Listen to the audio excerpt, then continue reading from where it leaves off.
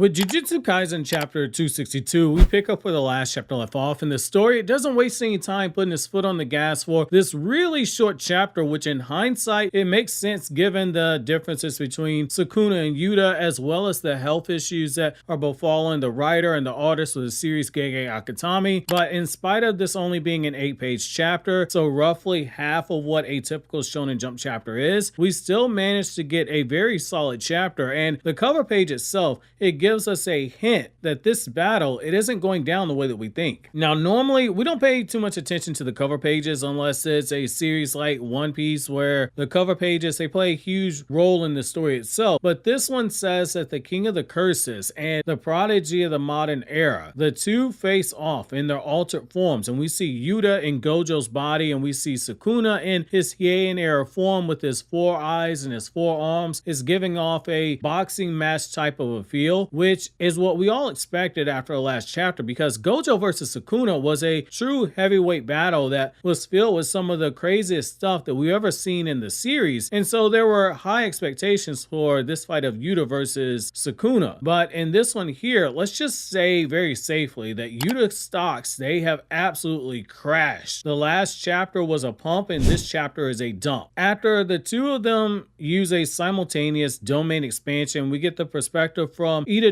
and Todo as the domain clash has begun, and the battle inside of the shrunken barrier is kicking off, and you as a reader, you're going, man, this is about to be amazing. Yuta's in Gojo's body, Sukuna, he's coming off of multiple high-level fights and 1 million black flashes from Itadori. Surely this is Yuta doing damage to Sukuna, except that's not all of what happens here. Yuta might be in Gojo's body, and he might have Gojo's power. He might very well be using Gojo's strategy to shrink down the barrier to withstand the effects of Malevolent Shrine from beating down on the barrier on the outside of the domain, because doing this compresses down the domain barrier, which makes it more durable and stronger. And being the madman that he was, Gojo switched the polarity of the domain by switching the inside and the outside structure of the domain. But despite Yuta's cockiness and his self-assuredness, he runs into one big problem. He's not Gojo. Yuta right now, he's running into a problem that Kobe Bryant did after Michael Jordan retired for the second time. There are people, including Michael Jordan himself, who will tell you that Kobe was the closest thing to Michael Jordan that ever stepped foot on the basketball court. But at the end of the day, he wasn't Jordan, and he could never be Michael Jordan, no matter how many of his moves that he copied. Very fitting for a Yuta comparison. That's Yuta right now. He's got Gojo's body, but this battle is showing that he's a distant second to Gojo, in spite of having the powers at his disposal and what you might think would be advantages. And against anyone else, these would be advantages, except he's fighting Sukuna. Yuta tells us that during his training with Gojo, his barrier techniques, they all got elevated, which once again, it's the magical 1-month time skip where everyone leveled up. It continues to bear fruit, and with this one, it's at least believable, given that he was doing the training with Gojo here, switching with Gojo to train his body in preparation for this final battle that we're seeing happen now. As a reminder, they did this with Ui's ability, and this is the same way that Yuji was able to benefit when he trained under Kusekabe. So while it is very plot convenient, it does line up with the consistency of the series, so it gets a pass here. And Yuta, he feels very confident that he can last 3 minutes like Gojo did against someone like Sukuna. Here's the thing, asking someone to survive a 3-minute battle with Sukuna where he's definitely out to kill you, it's like asking someone to wrestle a grizzly bear for 3 minutes straight. It's crazy, and even the most peak of human beings, they would have a hard time taking down a bear, with no pun intended here, but with their bare hands. Yuta thinks that he has the advantage here, but the narrator starts painting a different story. Sukuna was able to take away the previous time limit of 99 seconds by restricting the effective range of Malevolent Shrine to only the outline of Yuta's domain, and Sukuna is smirking at Yuta because they haven't even started throwing hands yet here, and he's ready to declare checkmate. Sukuna says that he doesn't need the full 3 minutes. He'll destroy Unlimited Void and then he'll slaughter everyone outside of the domain barrier by expanding his own. This leads to Okotsu trying to prepare Gojo's curse technique Lapse Blue to suck in Sukuna, but before he can do so, Sukuna basically blitzes the guy and is getting right up in his face, grinning like a demon, and this is where it gets crazy. The guy uses the stump of his arm to push down Yuta's attack that he tries to counter Sukuna with, and Sukuna takes the opening to smash him right in the face with a punch that rocks Yuta so hard that he gets sent flying backwards, and Yuta is already trying to put the pieces together as what happened, and he realizes that Sukuna bypassed Infinity by using domain amplification, which is how he was able to fight Gojo in the first place in their battle, and he's able to activate it while using domain expansion. And Sukuna's internal monologue, it takes it a step further because he's basically declaring victory here, as he should. Smirking as he sees Yuta in despair, he thinks to himself that he had the advantage here because his battle with Gojo that occurred inside of the domain clash, the details of everything were only known to himself and Gojo. So the crows, they had no way to pick up on anything that's happening inside,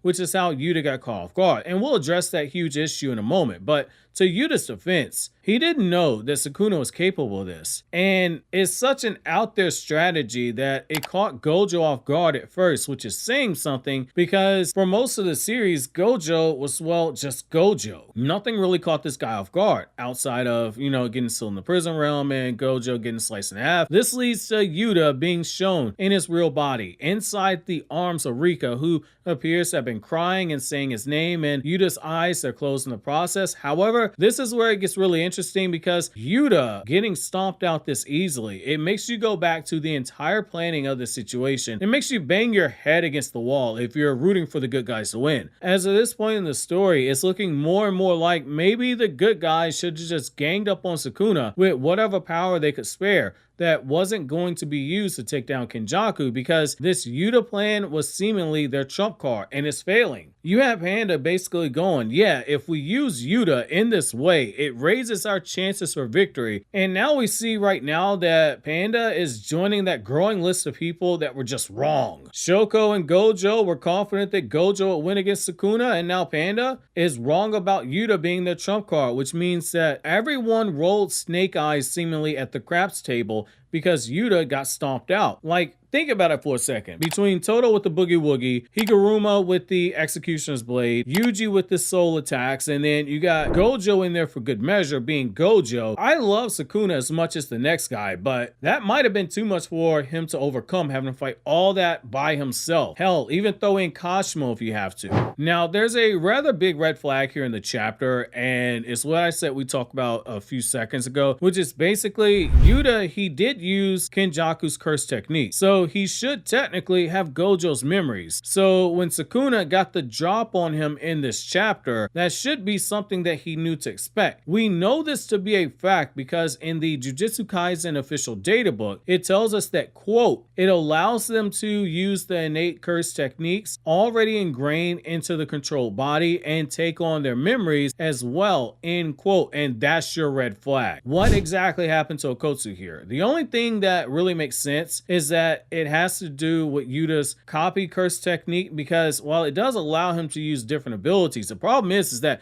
it's not a complete one-to-one copy like, say, Kakashi's Sharingan, where he sees a jutsu, immediately understand how it works, and the Sharingan allows him to copy the mechanics unless it's a Kekkei Genkai. With Yuta, he's shown copying, but it's not a one-to-one copy like we saw when he used Drew's curse technique earlier on and he came to Battlefield to assist Itadori. We see some of the issues there. That's the only thing that would explain why Yuta cannot use Gojo's memories and getting caught off guard here. The next chapter is going to be very interesting to see if this continues to be the case. Yuta having a drawback in the way that Yuta's face is zoomed in on in the final manga panel definitely hints that there's something bigger coming and a massive subversion of our expectations. I can't believe I'm saying this, but that body swapping training that they utilize with Ui Ui's technique, it goes goes both ways here. Yuta was inside of Gojo and Gojo was inside of Yuta, which means Gojo would have learned something while he was in Yuta's body there. I've never peddled the whole Gojo's returning hype, selling people the cope when everyone was saying that he's going to come back after Sukuna split him in half, but I got a pit in my stomach right now that I think something's happening here.